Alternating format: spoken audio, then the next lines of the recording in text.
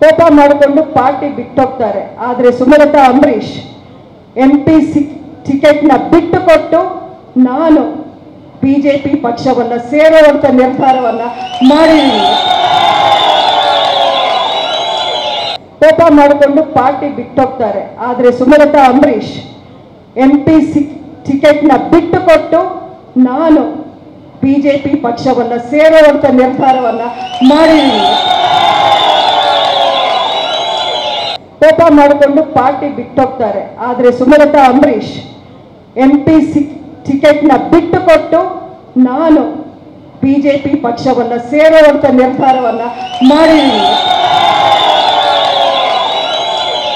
ನಮಗೆ ಇವತ್ತಿನ ದಿನ ನರೇಂದ್ರ ಮೋದಿ ಅವ್ರು ಕಾಣ್ತಿರೋ ಕನಸು ಬರೀ ಈ ಒಂದು ಎಲೆಕ್ಷನ್ಗೂ 2029 ಎಲೆಕ್ಷನ್ಗೂ ಅಲ್ಲ, 2047 ಅಂದರೆ ನಮಗೆ ಸ್ವಾತಂತ್ರ್ಯ ಬಂದು 100 ವರ್ಷಗಳ ಕಾಲಕ್ಕೆ ನಮ್ಮ ದೇಶ ಜಗತ್ತಲ್ಲಿ ನಂಬರ್ 1 ಆಗಬೇಕು ಅನ್ನೋ ಒಂದು ಕನಸನ್ನ ಅವ್ರು ಇಟ್ಕೊಂಡಿದ್ದಾರೆ.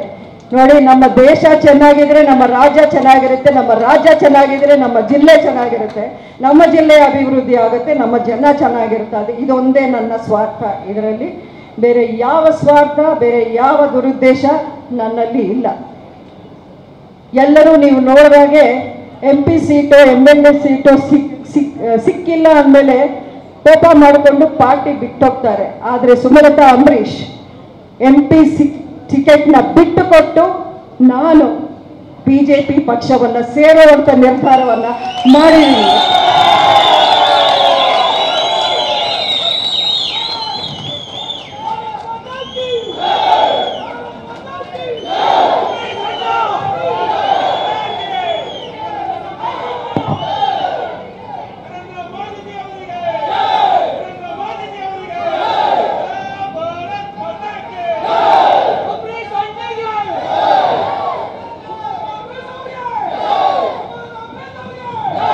ನೋಡಿ, ಸೋತಂತ ಕ್ಷೇತ್ರವನ್ನೇ ಬಿಟ್ಟುಕೊಡೋ ಸಾಹಸ ಇವತ್ತಿನ ಕಾಲದಲ್ಲಿ ಯಾರೂ ಮಾಡಲ್ಲ. ನಾನು ಇದು ಗೆದ್ದಂತ ಕ್ಷೇತ್ರ, ಅದು ಒಂದು ಐತಿಹಾಸಿಕ ಗೆಲುವು. ಆ ಇತಿಹಾಸವನ್ನ ಯಾರು ರಿಪೀಟ್ ಮಾಡೋಕ್ಕೆ ಸಾಧ್ಯವೇ ಇಲ್ಲ. ಯಾಕಂದ್ರೆ 52 ವರ್ಷಗಳ ನಂತರ ಒಬ್ಬ ಇಂಡಿಪೆಂಡೆಂಟ್ MP ಆಗಿ ಕರ್ನಾಟಕದಲ್ಲಿ ಗೆದ್ದಿದ್ದು ಇದೇ ಮೊದಲನೇ ಬಾರಿ. ದೇಶದಲ್ಲೇ ನೀವು ನೋಡ್ತಾ ಇದ್ದೀರಾ, ಇಂಡಿಪೆಂಡೆಂಟ್ MP ಅನ್ನೋರು ಒಂದು ಕೈ ಬೆರಳಲ್ಲಿ ನೀವು ಎಣ್ಣಿಸ್ಬೋದು ಅಷ್ಟೇ. ಆದರೆ ಮಂಡ್ಯದ ಜನ ನನಗೆ ಆ ಗೌರವ ತಂದು ಕೊಟ್ಟಿದ್ದಾರೆ. ಪಾರ್ಲಿಮೆಂಟಲ್ಲಿ ಎಲ್ಲಿ ಹೋದ್ರೂ ತಿರುಗಿ ನೋಡ್ತಾರೆ. ಇಂಡಿಪೆಂಡೆಂಟ್ MP ಆಗಿ ನೀವು ಗೆದ್ದು ಬಂದ್ರ, ಒಂದು ಸರ್ಕಾರವನ್ನೇ ವಿರೋಧಿಸಿ ನೀವು ಗೆದ್ರ